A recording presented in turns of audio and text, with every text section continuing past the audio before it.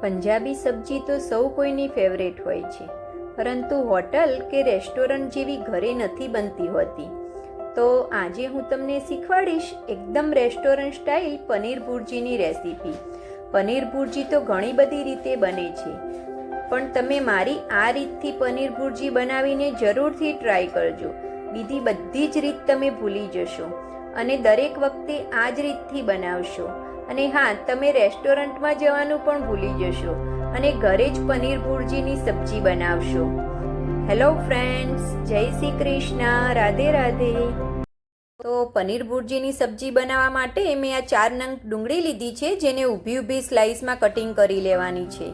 અને 4 નંગ ટામેટાં લીધા છે, જેને પણ આપણે મોટા મોટા કટિંગ કરી લેવાના છે. હવે આ 8 થી 10 નંગ કાજુ છે, જેને ગરમ પાણીમાં આપણે પલાળી દઈશું. હવે એક પેનની અંદર 2 ચમચી તેલ ગરમ થવા માટે મૂકીશું. તેલ ગરમ થઈ જાય એટલે તેની અંદર આ ઊભી સ્લાઇસમાં કટિંગ કરેલી ડુંગળી છે તે અંદર એડ કરી દઈશું. હવે ડુંગળીને આપણે મીડિયમ ગેસ ઉપર એકદમ સરસ ગોલ્ડન કલરની સાતળવાની છે. જ્યાં સુધી એકદમ સરસ ગોલ્ડન કલર આવે ત્યાં સુધી આપણે ડુંગળીને સાતળી લઈશું. ડુંગળીને આપણે ફાસ્ટ ગેસ ઉપર સાતળીશું તો તેની અંદર કડવાશ આવી જશે, એટલે તેને મીડિયમ કે સ્લો ગેસ ઉપર જ સાતળવાની છે. આપણી ડુંગળી સંતળાઈ ગઈ છે, આ રીતની ગોલ્ડન કલર આવવો જોઈએ. હવે ગેસ બંધ કરી અને ડુંગળીને ઠંડી થવા માટે આપણે મૂકી દઈશું. હવે આ 200 ગ્રામ પનીર છે, જેને આપણે ખમણી લેવાનું છે.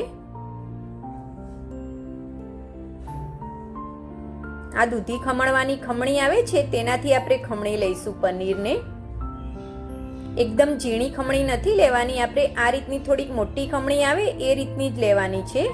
આપણું પનીર ખમણાઈ ગયું છે. હવે એક મિક્સચર જાર લઈ લઈશું. આપણી ડુંગળી ઠંડી થઈ ગઈ છે, તેને મિક્સચર જારની અંદર એડ કરી દઈશું.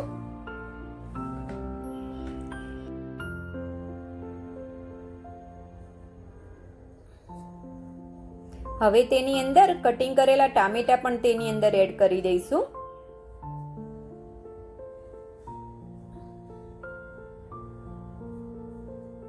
હવે તેની અંદર 6 થી 7 કળી લસણ અને એક ટુકડો આદુનો એડ કરી દઈશું.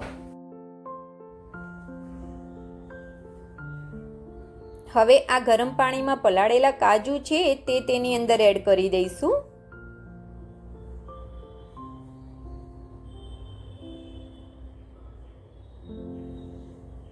મિક્સચર જાર બંધ કરી એકદમ ફાઇન પીસી લઈશું.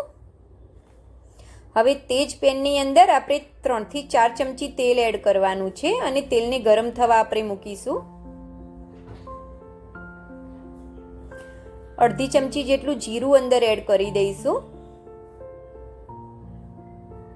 જીરું સંતળાઈ જાય એટલે તેની અંદર આપણે જે પેસ્ટ બનાવીને રાખી છે તે અંદર એડ કરીશું.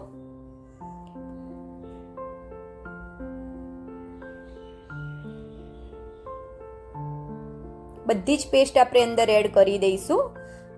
હવે આ પેસ્ટને આપણે એકદમ સરસ સાતળી લેવાની છે, કેમ કે આપણે ટામેટા, લસણ અને આદુ કાચા જ લીધા છે, એટલે તેને બરોબર સાતળવાની છે. તેને ઢાંકી અને 5 થી 7 મિનિટ સુધી સાતળવા દઈશું.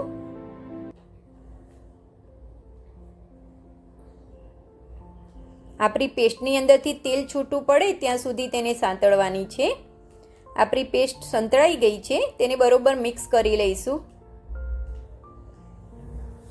આ રીતે આપણી પેસ્ટ સંતળાઈ જવી જોઈએ.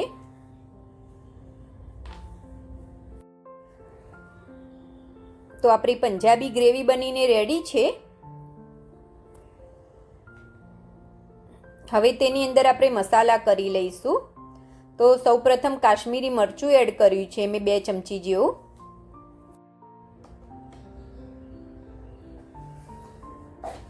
હવે તેની અંદર 1 ચમચી જેવું ધાણા જીરું પાવડર એડ કરીશું. અડધી ચમચી હળદર પાવડર એડ કરી દઈશું. મીઠું એડ કરીશું અડધી ચમચી જેવું. બધું જ બરાબર મિક્સ કરી લઈશું.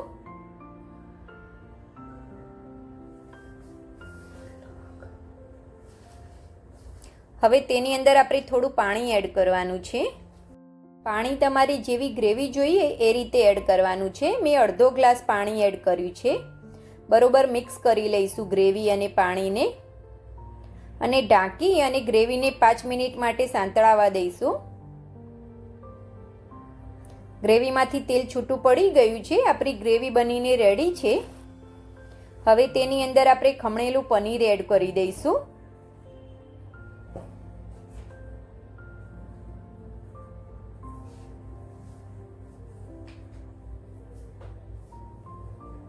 હવે એકદમ હળવા હાથે મિક્સ કરી લઈશું. હવે લાસ્ટમાં તેમાં અડધી ચમચી ગરમ મસાલો એડ કરીશું અને 1 ચમચી કસૂરી મેથીને આ રીતે હાથેથી મસળીને એડ કરી દઈશું. મિક્સ કરી લઈશું હળવા હાથે. હવે લાસ્ટમાં તેમાં 1 ચમચી જેવી મલાઈ એડ કરવાની છે, જેથી આપણી ગ્રેવી એકદમ સરસ ક્રીમી રેસ્ટોરન્ટ સ્ટાઇલ બને. આ મારું સિક્રેટ છે ફ્રેન્ડ્સ. લાસ્ટમાં તેમાં 1 ચમચી મલાઈ એડ કરવાથી આપણી સબ્જી એકદમ રેસ્ટોરન્ટ સ્ટાઇલ બનશે. હવે ઢાંકી અને 5 મિનિટ થવા માટે મૂકી દઈશું. તેમાંથી સરસ તેલ છૂટું પડી ગયું છે, મીન્સ કે આપણી સબ્જી બનીને રેડી છે.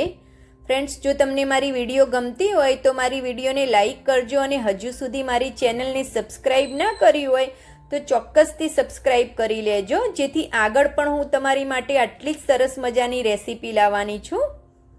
તો આપણે સર્વ કરી જઈશું ગરમા ગરમ સબ્જીને.